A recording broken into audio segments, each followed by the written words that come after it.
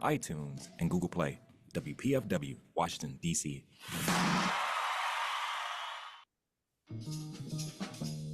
Welcome to On the Margin with E. Ethelbert Miller. My guest today is Kent Fielding. Kent Fielding is the author of a new collection of poetry entitled River Church, Selected Poems 1990 to 2025. Kent Fielding lives in the small town of Skagway, Alaska. How you doing, Kent? Doing great, thank you. It's great to see you again. Oh, We were younger a long time ago. But I want to begin. We were talking before we were on the air. Talk about Skagway, Alaska, and how you wound up living there. so Skagway, Alaska is a small town. It's about 100 miles north of Juneau, top of the Panhandle. Population in the winter is about 700. It is one of the 15th top cruise ships destinations in the world. So the summer is really busy with tourists. It's kind of how the town makes its living.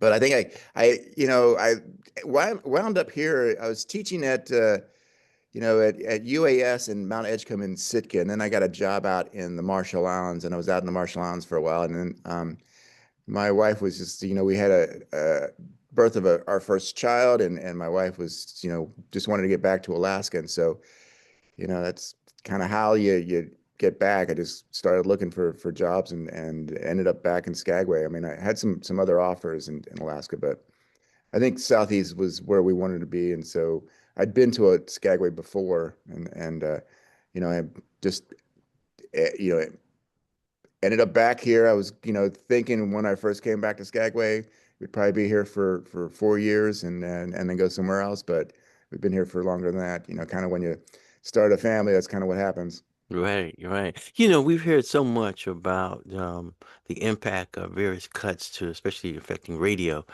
What's happening in terms of Alaska? Because that was in the news in terms of concern.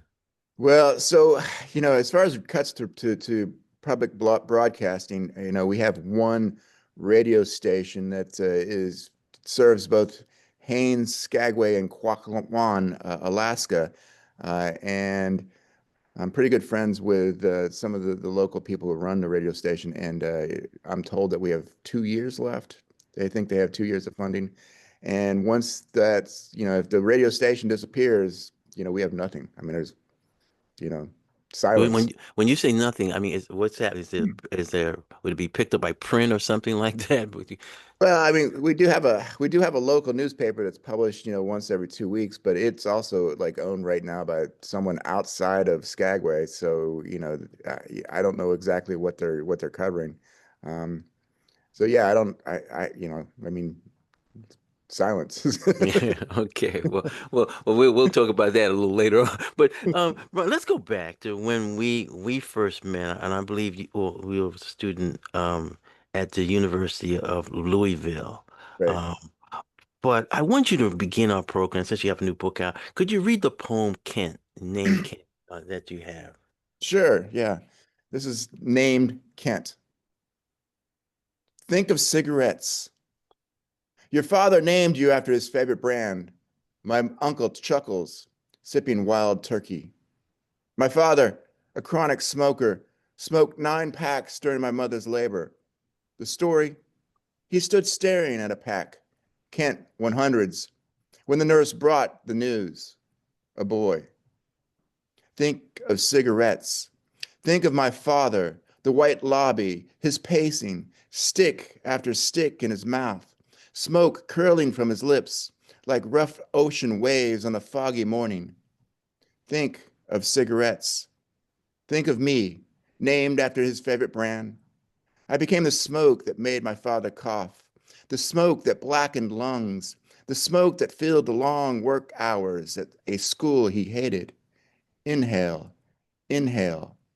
To buy bread, to buy shoes. We were poor. We needed so many things: pencils, pants, doctor visits, dental work, electricity, heat, milk, love. I am the smoke filled days, the orange flare as he inhaled. My growth and deeds became stubs that looked like tombstones in the ashtray. I got in fights at school with kids older, gave one 10 stitches, threw rocks at cars, nicking and denting two or three. I stole candy from stores, peed on my second grade teacher's Datsun, hid in the woods to avoid the principal and a whipping. Still, my father came, reliable, stern, again and again he came to get me from the office, cigarette smoke in the corner of his mouth, gray smoke drifting into his graying hair. Again and again he inhaled, asked, "What were you thinking?" I think of the cigarettes in his hands, chalk sticks to mist one's name. Our lives are the inhale of burning particles. Our lives are the release of gray truths. When I die, let it be with smoke and fire. Let the consumption be brief. Think of cigarettes. Think of my father working into the night, grading papers, shaking his head, missing sleep, so that I could eat, so that he could protect me, so that I could grow and learn. Think of the smoke in his lungs, the smoke that ate his life. Listening to Kent Fielding reading from his book, River Church, Selective Poems, 1990 to 2025. Thank you for that reading, Kent. So let's go back to when you were a student at the University of Louisville, you were putting Yeah. out this Thinker Review. I thought that somebody had gave you like a whole bunch of money that you could do anything you wanted to do. That's a rumor I heard. So take us back to what I think it was around 1992, I think. Yeah, it was 1992. Yeah, I was hired by the University of Louisville to edit that magazine, and it sort of been in non-existent for a while. Um, and so they hired me. The actual day was February 4th, 1992. Um, I think a writer by the name of Leon Driscoll hired Ron Whitehead and I to sort of edit that, and so we took over, and they gave us. I mean, there was some money there, but they gave us like this ability to do whatever we wanted, and we kind of did. So yeah, and so we released a couple journals. One was a double, and then we also released an anthology of contemporary Louisville women poets as well under Think Review. And then we went our own way and created what became Whitefield's Press and the Literary Renaissance, and which published chapbooks, broadsides, posters, and did literary events like all over. Well, talk about that first meeting between you and Ron. I mean, where was Ron from? Ron was from a place called Ohio County, Kentucky, which is really tobacco. I mean, really not tobacco. It's really a mining town. I mean, it's coal mining. His father was a coal miner, and that's where he was from. And we met. He was I did not know him until we met, and he was studying Joyce, James Joyce, and doing some writing on James Joyce, and I mean that was his direction. Um, yeah, I mean the first meeting was really interesting and intense. I mean we were there was four people hired. Two of them decided not to actually accept a position, and so Ron and I got to this meeting to this Thinker Review office, which was in the top of the old Student Center at University of Louisville, which had no windows, just four walls, and so it was you turn out the lights and it was pitch black. And I think on the first night or the first week, one thing that we talked about like trying to create a sort of literary movement in Louisville, and Ron really wanted to create a literary movement in the entire world.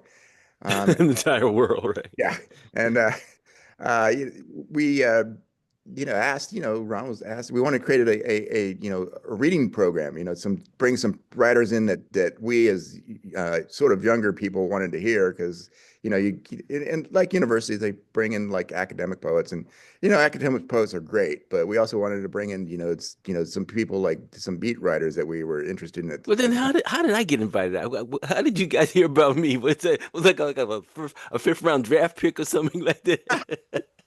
No, I mean it's yeah, you were one of the writers I was interested in. Like Carmen Embry was introduced me to your writing, and I was like, yeah, like and I like the one of the things that I really enjoyed about your writing at the time was that there was a lot you had written that book of protest poems. What was Well, where the love poems are dictated, I yeah, guess. right. Yeah, that was like the first book of yours that was introduced to, and I was really, that's one of the things that and I were really interested is like, protest poems, so that was that was you have to start somewhere. That was that was the connection. But I mean, at that first week, one thing that we did, which I thought was kind of looking back on it kind of strange, but I guess at the time made sense, is that we wanted to start this literary movement and bring in writers, and we called you know Allen Ginsberg up. I had one of those old end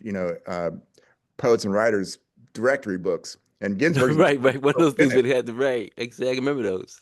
Yeah, and Ginsberg's number was in it, so we just called him up, out of the blue, and somehow we got hold of Bob Rosenthal, who was Ginsberg's, manager at the time, and but Ginsberg was actually in the office, and so we set up a reading with him, because he'd never been to Louisville. He's like, "Yeah, sure, I'll come," on the first week, which is like sounds bizarre these days, but because you got to go through all the different channels to get someone else. Right, right.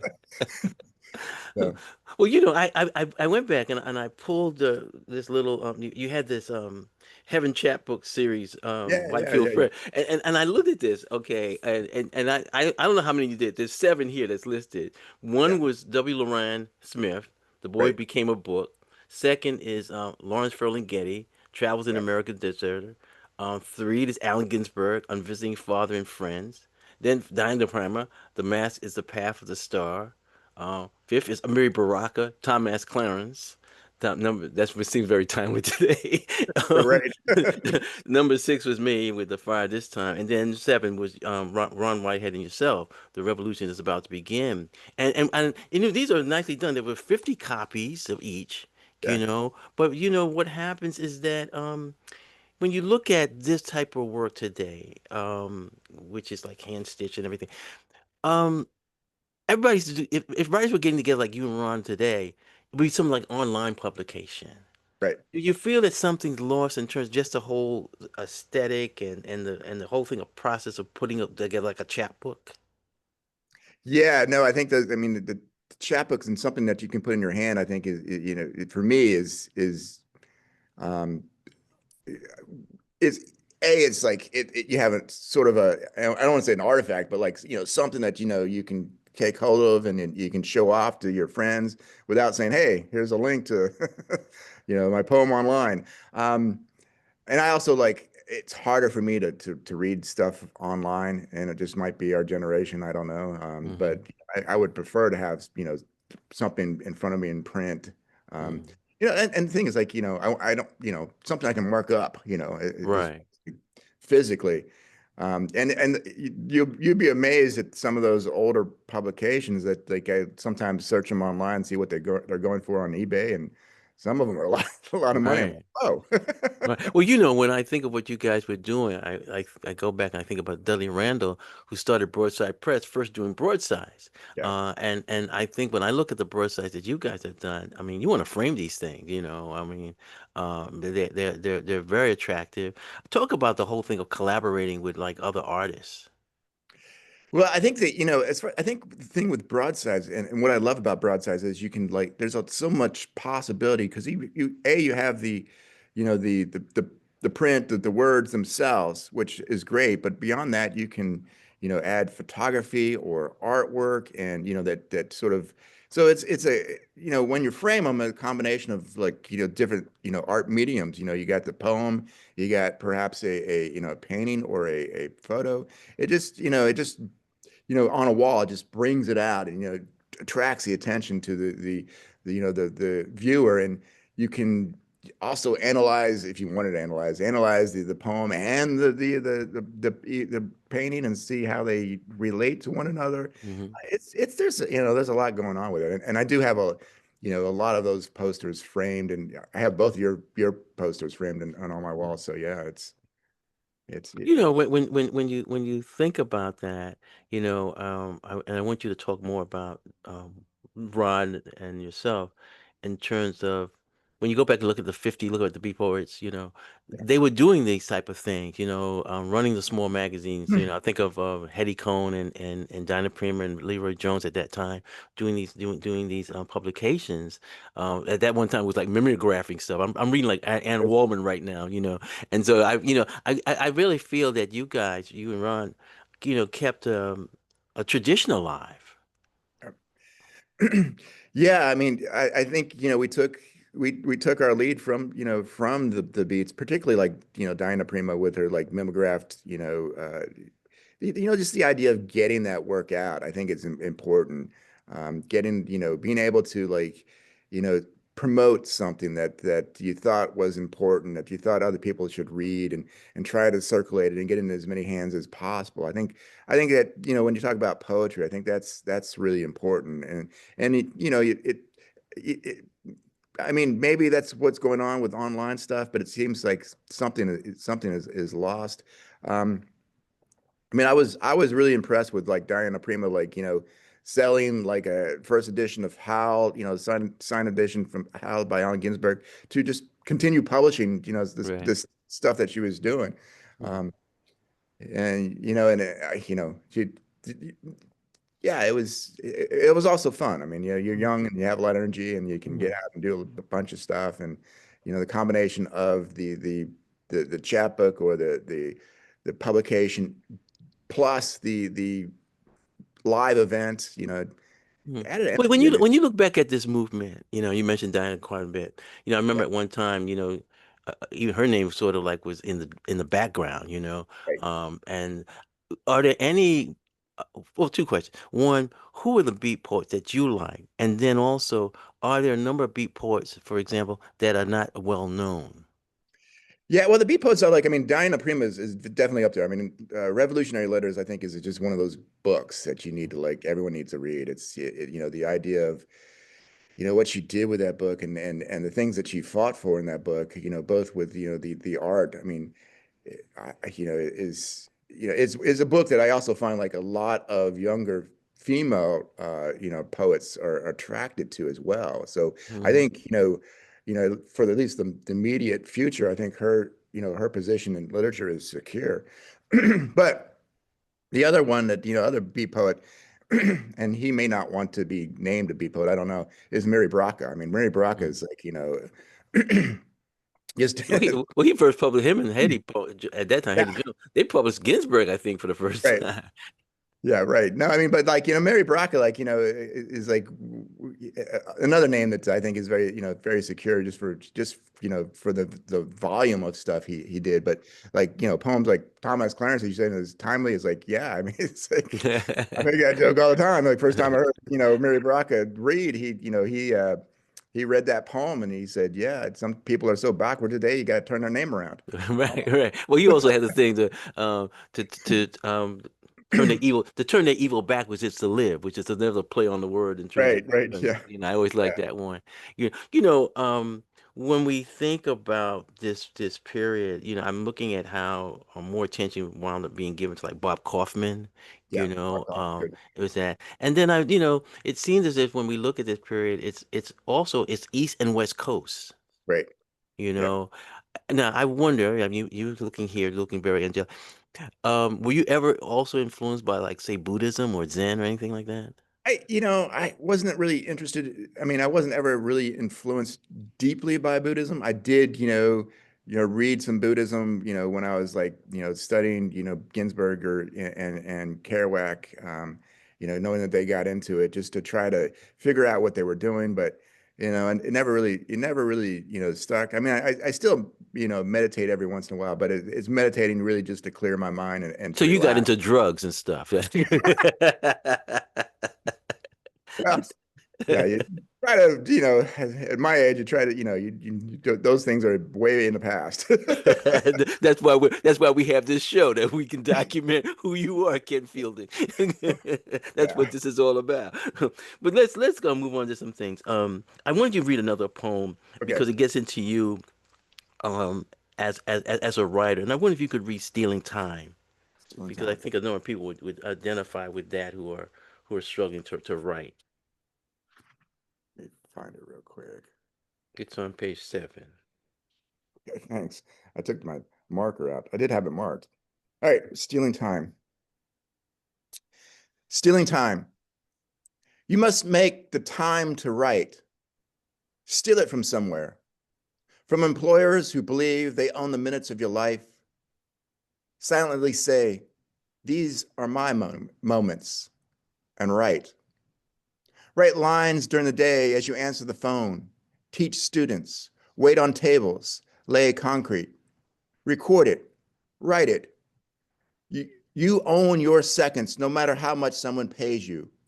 Write during sleep, dream poetry and get up in the night to protect the words. Write during chores, turn that grocery list into a poem. Tomatoes, carrots, and the yolk of the moon scrambled into daylight. Make your life yours again. Stay away from people who want to own you or who need your attention, who need your gossip, your time, your energy, who want to sell you something. Write a I'm done with you poem. Start it, dear so and so. Look for the worms in the earth. Smell the earth. I am of the earth. I am the earth. And feeling reading from River Church. You know, I'm listening to you. This could probably be made into a poster because you know it sort of explains. You know, you go into an MFA program and this is on the wall there of your teacher. Right. But you know, I'm thinking about this, and I want you to move into talking about. I guess around 1995, you went into the MFA program at University of Alaska in Fairbanks. Yeah. Talk about that experience in terms of what encouraged you to go to an MFA program. How did you select the MFA program that you wanted to be in? Was there a particular person there? Well, there was a couple things. In 1995, Ron and I had, we'd been busy like every single day doing, literary stuff for, three plus years at that time. And so I decided, that, it was time for us to like, do something else. Ron went to Iceland and I was looking for an MFA program, but I also wanted to go somewhere far away from Louisville, to get a different experience, different, you know, um, and Alaska seemed like a the place to go to. It just, the wilderness and I hate to say it, the cold and it seemed like something I wanted to experience. I also had, was reading John Haynes at the time, and John Haynes, of Hmm. course, was something that, attracts a lot of people, is yeah, so I that was the seems like the place, and I even like someone like Douglas Brinkley encouraged me to go to Alaska because he's like, there's outside of John Haynes, there's not a lot of poets in Alaska. You should go. So That's yeah, right. I remember you had this, you know, when you met Doug Berkeley, you had the New Orleans connection. yeah, yeah, yeah. Right, right, right. You know, you mentioned John Haynes, I think that's a good place to when we talk about Alaskan literature. You know, I remember sitting on a NEA panel. We were giving out these awards and stuff, so like lifetime achievement type things, and it's on. You know, we're in DC, and John Haynes' name comes up. You know, along Yeah. with like Adrian Richgun and Brooks, people like that. You know, Right, right, and nobody like who's John Haynes.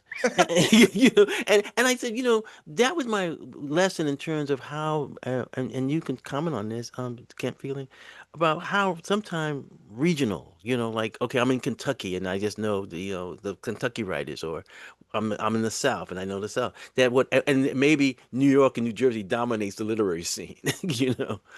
So talk about that in terms of you know John Yeah. Haynes's work and how Well, important that is to understanding Alaska. yeah. I mean, John Haynes for the longest time was sort of the Alaskan voice. He has been reevaluated. I think, there's a good friend of mine, Nicole Stellan O'Donnell, who is a poet up in Fairbanks right now. She teaches I think, at the University of Alaska Fairbanks and does stuff with the Arts Council up there. In her recent book, she has a section on John Haynes where, she calls John Haynes out as, perhaps being sexist and maybe Mm, even racist, white, white male in Alaska in a time where, you know, but he was the voice, but I think there's, perhaps other voices that are coming out of Alaska now, but yeah, he does sort of capture that sort of homesteader like feeling, I think, of the 40s and 50s of mhm, Alaska that mhm. that did attract a lot of people to Alaska, but maybe at the expense of the indigenous population, that Right. those voices that are not heard as well and should be heard more. I think, Mhm, that's one thing that's happening in Alaska that the the rediscovery and reemergence of voices that, you know, that should be heard, that indigenous population that, you know, that, you know, I don't know what you want to call it, imperialism or sort of took over. We'll find a word for it. Okay. When my time in Alaska, the person who brought me up to Alaska was Peggy Shoemaker. Yeah. You know, Peggy was my MFA advisor. So yeah, I know Peggy. oh, okay. So, and then with some other people like that who were in that department, I recall. Um, John, John was John's name. Um, yeah, John Morgan. Okay. And what did you focus on at any particular person at that time? Okay, you're in an MFA program. Are you studying or write like, okay, I'm going to do a thesis on this person? I was writing. Yeah, no, there was a lot of different writers that I was looking at that would influence me at the time. You know, Gene Valentine was a big one. Okay. Um, the some of you know, Neruda, for Valero, Lorca. You know, some of these like, you know, uh, writers that's really dealt with the, you know, surrealism or, you know, magical realism. Those were the type of the writers that I was like really looking at the moment. Michael Burkhardt, you know, Michael Burkhardt and Gene Valentine worked a lot with dreams, you know, and dream imagery, and Hmm. those types of things influenced me. And those were the writers that I was really concentrating on at the time, sort of to get away a little bit from the beat writers. I mean, beat writers still influence me, but like, you know, you gotta you gotta be well read. You gotta read it. Right, right. Lot. Before we take our break, I'd like you to read one more poem, and you made Yeah. a reference to surrealism, and there was one poem that I thought really gives us our listeners an example of that. The poem "The Lover." Okay. Yeah. Um, okay. The lover. When I met the girl in the tobacco field, the rain descended with angry insults. It did not like our affair and appeared jealous. The rain did not believe I was her husband. It wanted her for itself. The water beads turned into worms, centipedes, maggots. They crawled in my hair, on my skin, and bit. Thunder rolled like an older and harsher voice. An oak cracked in two. We ran laughing to a barn where we undressed for the rain. Later, my heart became a trout pulled from a deep lake. I felt a knife fillet it for the frying pan. There was a smell of garlic and onion. The olive oil sizzled. A series of kisses from a happy mouth. The flesh smiled as it fried. And there were leftovers for a week. Their girl had never eaten such a fish. She walked home full, and the rain hugged her and called her daughter. Listening to Kent Fielding reading his poem "The Lover" from this book River Church. I'm listening to you and I said, "Oh, that sounds like Marquez." So, That's a compliment. yeah, no, thank you. Can't feel it. We're going to take a little break here and come back and have continue our discussion. My guest this morning is Kent Fielding. He's the author of River Church, Selected Poems 1990-2025. My name's Ethelbert Miller. The show's On the Margin. The station's WPFW 89.3 FM.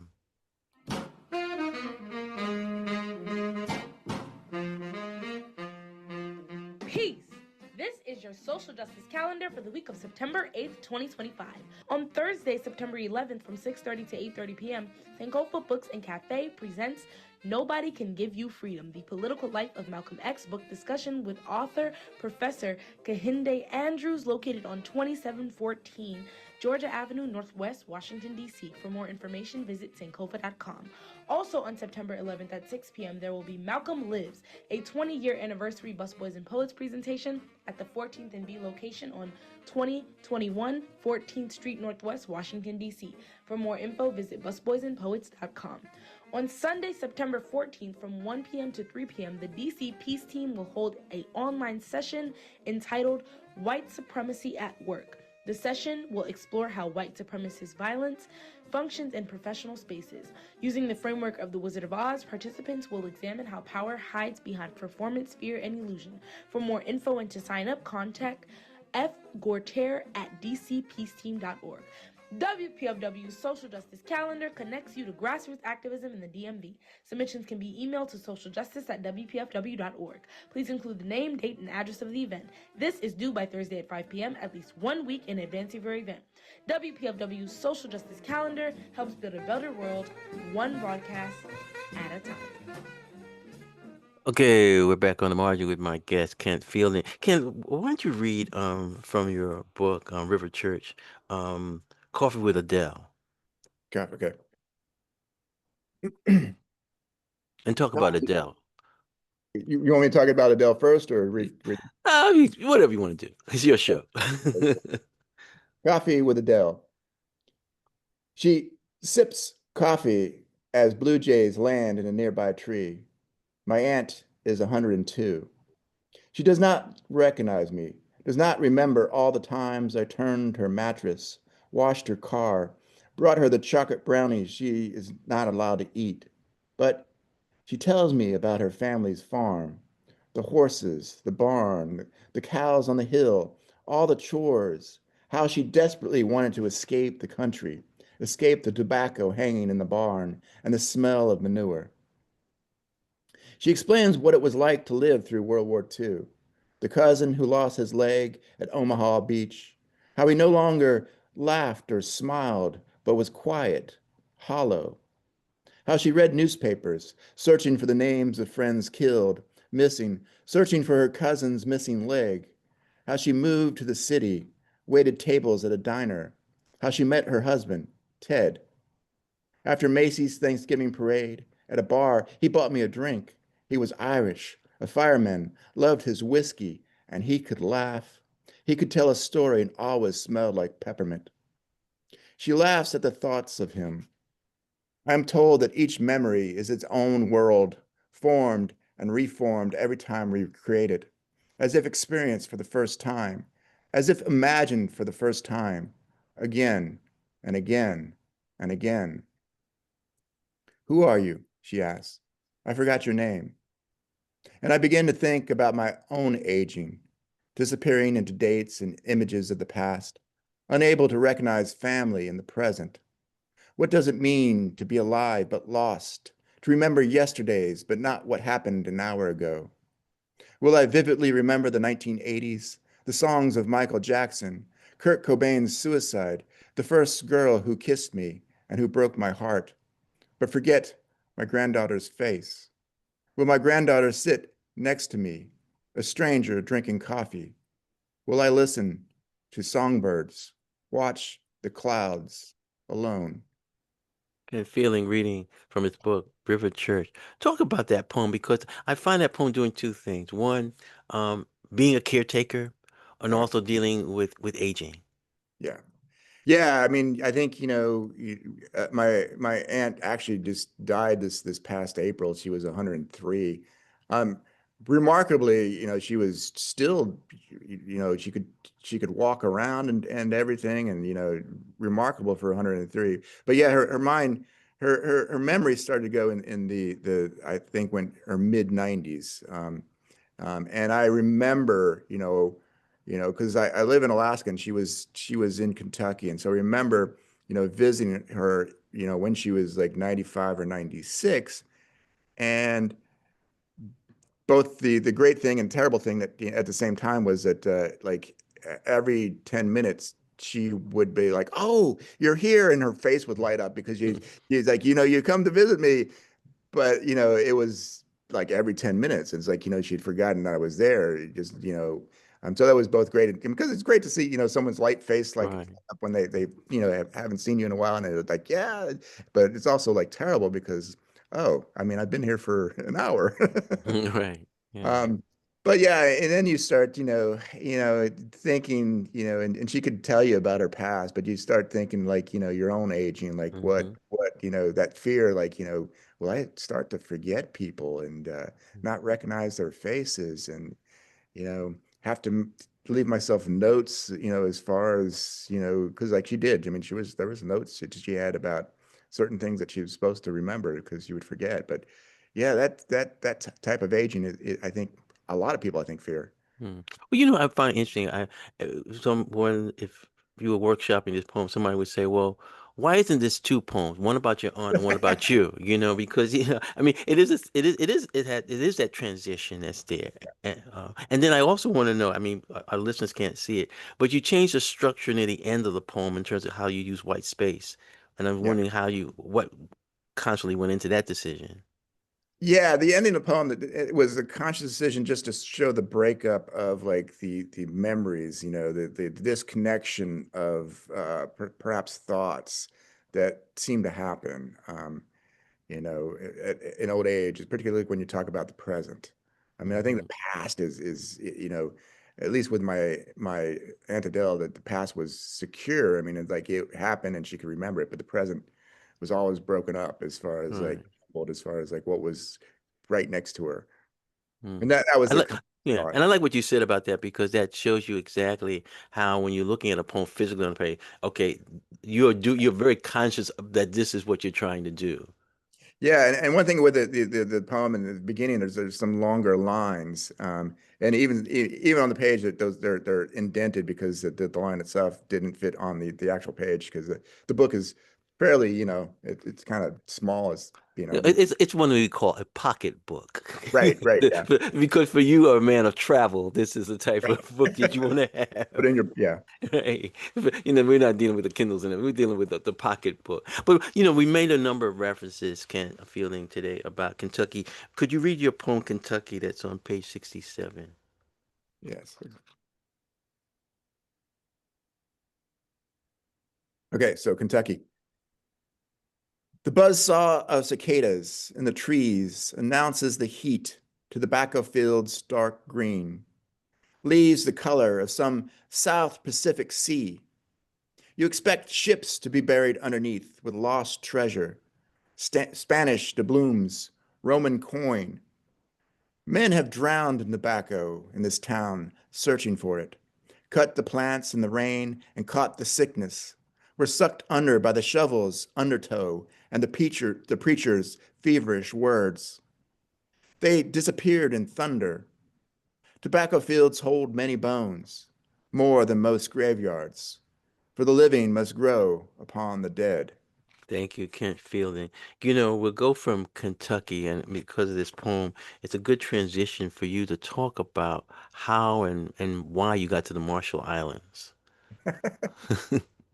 Uh, yeah, well, I was actually in Sitka when I got the job in Marshall Islands. I went to, I was teaching at a combination of UAS, University of Alaska Southeast, and this boarding school, Mount Edgecombe. Mount Edgecombe is a boarding school for, um, you know, really of the population of Alaska all over the state that want to get a better education because of the schools in their communities might be either non-existent or not very good because teachers just don't stay long. Um, so as I was teaching these two places, and you know, the pay was decent, but I was never going to like move up anywhere as far as like the pay goes, and um, I was also told by the person who was the head of the uh, UAS the UAS Professors Association that they were looking to cut the position in Sitka, and so kind of had to look for a new job. So um, I went to this international job fair because I thought, yeah, teaching international would be great. I was actually looking at a job at the time in Syria because like I was like, I thought I was going to get a job offer from from this international school in Syria. I did get a job offer from an international school in Turkey. I may have gotten one from the Netherlands, but the person from the Marshall Islands was really pushing to get me to come there. And I was like, the Marshall Islands, it's the middle of the Pacific, should be a great place to go, right? It's like, sun, beaches, ocean. So, um, but I also learned quite a few things by going there. I mean, it was a great experience, but What did you learn? Because when I think of the Marshall Islands, I just think of nuclear testing. yeah, that's one of the things that I really encountered face on is nuclear testing, um, which I thought was, I didn't know as much about, before I went there, but when I came back, I was an expert because there was a lot going on. I was also, one of the things that was shocking to me was, um, the extent of it. I mean, I had students who, had 177 cards, which was these cards, which means that their family was affected by nuclear testing, and so they could get, free, treatment at the local hospital over in Ebi. But also, like, I was teaching in Kwajalein, and the Kwajalein was sort of the American, military installation. And I think the difference between a military installation and a military base is the fact that an installation means that most of the people there are contracted by a company, and so like most, there was mostly civilians. But the difference between that was it was like Kwajalein was like 1950s, like going back in the 1950s. You have your country club with the golf course, and you have your swimming pools, and you have your perfect lawns, and you have free housing, and then you go across the bay to this place called Ebi, which is where the all the Marshallese lived, and Ebi is called the slum of Pacific. I mean, there was at the time over 12,000 people living on less than one, square mile of land, and none of the houses they were all one story.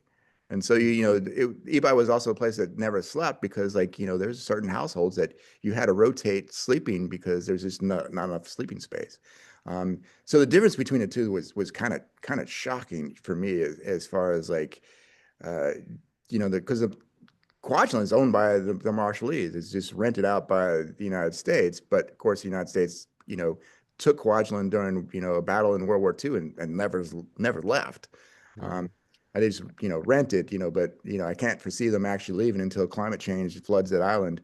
Um, yeah, and so, I began to wonder, and the Marshallese worked all the jobs on Kwajalein that the Americans didn't want to do, you know. Hmm. So I began to wonder if I was working for the wrong people, because, like, it just made me feel wrong, When we say Marshall, how many islands are we talking about? Well, okay, so when you talk about the Marshall Islands, there's 29 atolls, and Hmm. each atoll has many different, like, what's called islets, So Kwajalein is actually the largest coral atoll in the world. I think it's like 125 miles, square miles. Um, I don't know how many islands or islets it has, but it has many. And Kwajalein is the biggest. Kwajalein is about 3 miles long, and at the widest is about a half a mile wide. So when I was teaching there, I could, like, stand, and the school was 2 stories. I could stand on, go out my, room, and look to the left and see the lagoon, and look to the right and see the ocean. So these are small islands. Talk about the indigenous population, or if say for example, young people, are they trying to get off the island? What I mean, what Yeah. is there heavy drug? What are some of the health situation issues? Well, I mean, people are trying to leave the Marshall Islands for better jobs for the most part. I mean, I think Marshall Islands is one of the places in the world where it has a declining population, not because of the birth rate, but because people are leaving to the United States. Because with the compact of free association, Marshallese don't need a visa, or even to come to America. I don't think they need a passport. They may need a real ID now, but they can Right. come to, yeah, they can come to the United States, and get a job. And, like, there are pockets of Marshallese, like, there's in Arkansas. There is a big population of Marshallese that are working for Tyson Chicken, and I think, that I think when I say big pocket, I'm thinking, 5 to 10,000 in that one sort of town. Mm. And there's also a big pocket, I think, in Portland, Oregon, or around Portland, Oregon. So yeah, it's a decreasing population. Mm. How does this affect you as a Kent feeling as a writer when you go from, like, say, working and teaching in the Marshall Islands, and now you're in Alaska. Do you see a connection between the indigenous people in Alaska and indigenous people in Marshall Islands? Yeah, you do. I mean, it's like they do talk about similar things as far as like there is a connection with like, nuclear testing. And, you have like in northern part of Alaska, there's an indigenous population that is aware of like the fact that the United States did some nuclear experience, like underground testing, even like they talked about what Taylor talked about, creating landscaping parts of northern Alaska. Project Chariot with like by blowing up bombs. Hmm. Hmm. And there is a percentage of the population that believe that they were tested with radiation, plutonium, just to see what maybe yeah, with radioactive chemicals, just to see what the it would do to a local population. That sounds like the These are all Tuskegee things. experiments. Yeah, right. And these are all things that you can research yourself and look up. But there is that connection. There's also the connection of like losing local culture and this resistance to losing local culture and as I said, imperialism, and you're taking you know the idea of taking native lands, forcing and when I say natives, indigenous people into like schools that try to assimilate them into what would be white culture, I guess, Western culture. Yeah, and there's a resistance and an awakening of that, and that I see going on. Mm. And Talk, there's some, talk about how this affects you as a writer, because you mentioned earlier when we were talking about your time in Louisville that you were very attracted to political work and writing stuff like that. If I read like River Church, it seems to be more family oriented and personal. But I'm still wondering about whether maybe at this particular point in your life you say, okay, maybe I'll switch the genre, I'll write essays or nonfiction to deal with the bigger issues that I want to address. I don't know about like essays. I think poetry can address political issues, and I do think there's a couple poems in the River Church that are like I would say political poems. But yeah, I mean, I think as Mary Baraka once said that you needed a poet on every street corner shouting words of protest or words of freedom or something close to that. And I do think that can get the message out there. Um, you know, maybe essays, but right now it's like yeah, I think poetry is where I want to really focus on. But as far as like how does this affect me? I mean, it's hard because both when I talk about the Marshall Islands and I talk about indigenous populations in Alaska, the those are stories that I can't really enter the conversation except for from a white middle class perspective, which is because like it's you people own certain stories. I mean, you got to respect what the stories they own, and it's and like as far as we go to the Marshall Islands. One poet I would tell you to look up is Kathleen Jetner Kijner. Jetnil Kijner, who is a really fantastic Marshallese poet who does talk about nuclear testing from a Marshallese standpoint. It does talk about climate change from a Marshallese standpoint. But yeah, I mean, so as far as like political poems that I have on the margins, it is things like climate change and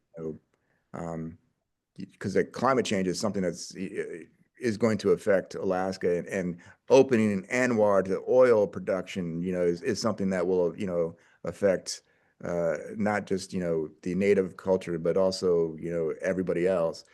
So those are things that I can Right. will write about. Right. Well, you're talking about this writing and say, I know that you talk about keeping a dream journal.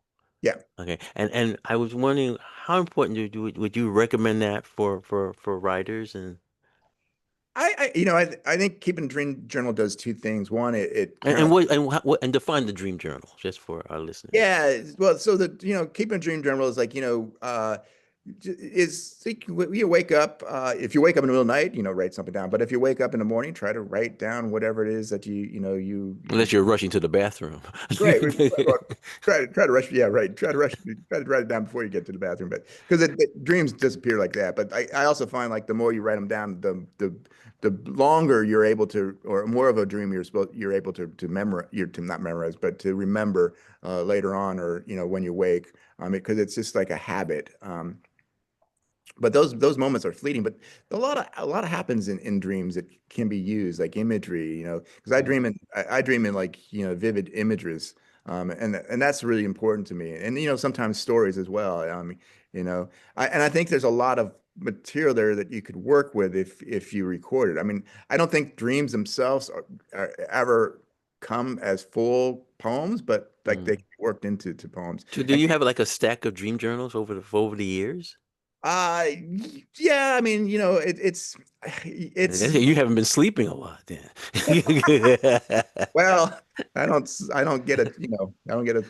I can't, I don't know what no more people sleep anymore, but like, yeah, it's like, I'm gonna make sure you get tested after being in the Marshall yeah, Islands. yeah, that's so I mean, yeah. So yeah, I mean, but also it forces you to write, every day if or Right. almost every day So if it's a good discipline, is what you're saying. yeah, right, it is, yeah.